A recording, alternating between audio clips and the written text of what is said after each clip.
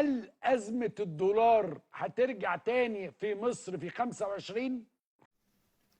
او النبي يا استاذ عمرو بالله عليك، عشان حوار الدولار ده، بص احنا هنا. انت جايب معاك خبير اقتصادي ولا حد من البنك المركزي ولا ايه؟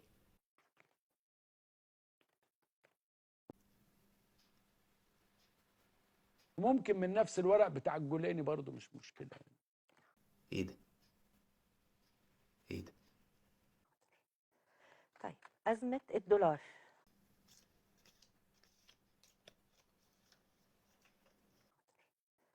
طيب، أزمة الدولار. خد سيف. يعني هل هينفلت سعره زي قبل كده ولا هيبقى اندر كنترول؟ كمان سيف. سيف. طيب، أزمة الدولار. كمان سيف. كده ولا هيبقى اندر كنترول؟ اديني الدولار. أزمة اقتصادية في مصر في 25 ولا أفضل؟ سيطرة على الأسعار؟